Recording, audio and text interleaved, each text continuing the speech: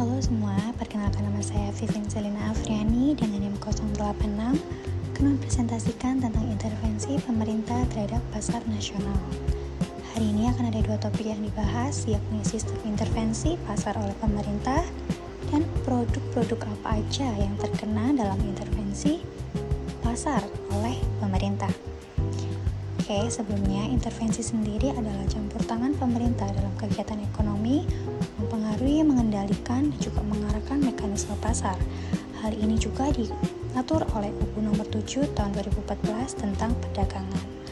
Beberapa bentuk intervensi pemerintah dalam pasar adalah penetapan harga eceran tertinggi atau HET di pasaran, kemudian dana subsidi bahan pokok tertentu, kemudian stabilisasi pasokan dan harga pangan atau biasa yang disebut dengan singkatan SPHP. Selanjutnya kita akan bahas tentang produk apa aja yang dilakukan intervensi oleh pemerintah. Tentunya ada banyak, tapi di video ini saya akan membahas 3 yang merupakan bahan pokok pangan masyarakat Indonesia. Yang pertama ada intervensi beras oleh Bappenas, diatur oleh Peraturan Presiden Nomor 71 Tahun 2015 dan Undang-Undang Nomor 7 Tahun 2014 tentang penetapan harga beras dan juga pendistribusiannya. Bentuk intervensi pemerintah dalam produk beras yang pertama ada penetapan harga eceran tertinggi atau HET beras, yakni sebesar 13.500 per kilo. Kemudian yang kedua ada stabilisasi pasokan dan harga atau SPHP melalui operasi pasar. Dalam hal ini beras harganya 12.500 per kilo yang diperuntukkan khusus untuk memang masyarakat yang daya belinya rendah atau kurang. Kemudian yang terakhir ada pengawasan dan intervensi distribusi bahan pangan, yakni terkait subsidi beras ini benar-benar diawasin apakah yang menerima benar-benar layak, apakah mereka benar-benar orang yang kurang mampu dan dengan daya beli yang rendah. Adapun tujuan dari intervensi ini dilakukan pemerintah untuk mengendalikan inflasi pangan, kemudian menjaga stok bahan pokok pangan bagi masyarakat dan tentunya melindungi kesejahteraan pangan rakyat, khususnya pada golongan rakyat kecil yang memang daya belinya rendah. Seperti yang diketahui bahwa beras merupakan bahan pokok utama pangan masyarakat Indonesia, sehingga tentunya pemerintah memperhatikan hal ini dengan tujuan agar seluruh masyarakat Indonesia bisa mengakses beras sebagai bahan pokok pangan mereka tanpa memandang mereka status sosial atau tergolong dalam masyarakat yang kecil.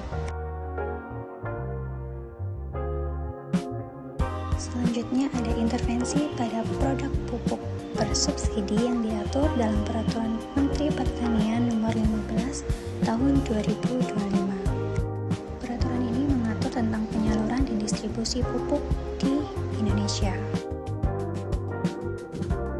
Adapun bentuk intervensinya yang pertama adalah subsidi pupuk urea dan NPK. Urea adalah pupuk nitrogen dan NPK adalah pupuk majemuk untuk menyuburkan pertanian. Adapun syarat untuk menerima subsidi tersebut yakni petani harus terverifikasi digital dalam RDKK yang memiliki maksimal 2 hektar tanah pertanian. Hal ini dilakukan agar memang subsidi ini diterima oleh target yang tepat sasaran, yakni benar-benar orang petani kecil yang memang membutuhkan subsidi pupuk tersebut. Selanjutnya, pengadaan dan penyaluran pupuk subsidi tergolong pada 4 area, yakni yang pertama kelompok tani, yang kedua pembudidaya ikan, yang ketiga distribusi, dan yang terakhir ada koperasi. Dengan adanya intervensi ini dilakukan oleh pemerintah dengan tujuan agar dapat menekan biaya produksi bahan pangan oleh petani, kemudian menjaga produktivitas sistem pangan, melindungi kesejahteraan petani sebagai produsen sehingga produktivitas tentang pertanian dapat berjalan dengan lancar tanpa terhambat oleh apapun. Sehingga harapan kedepannya petani sebagai produsen dapat terus menghasilkan hasil pertanian yang mensejahterakan rakyat Indonesia.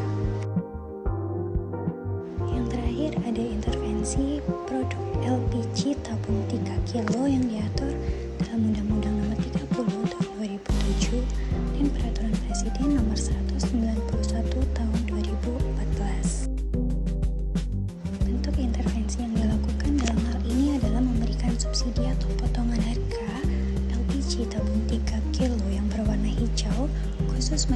kecil atau masyarakat menengah ke bawah dengan selisih harga perekonomian yang akan ditanggung oleh negara. Kemudian ada upaya pengawasan terhadap penyaluran subsidi LPG 3 kilo agar sampai di tangan yang benar-benar layak untuk menerima, yakni rakyat kecil atau golongan menengah ke bawah. Adapun kuota pengadaan dan penyaluran subsidi pada golongan rakyat kecil sehingga tidak ada penumpukan pada distributor atau penyaluran agen-agen tertentu.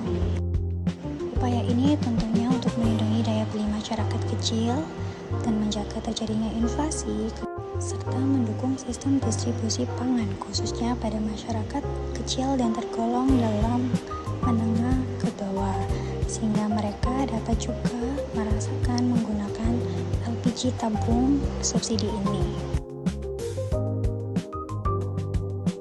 Bentuk intervensi ini juga salah satunya yang cukup berhasil hingga saat ini dilakukan karena banyak membantu masyarakat untuk bisa memasak dan juga berjualan, berdagang, untuk keperluan rumah tangga bagi masyarakat dalam golongan rakyat kecil.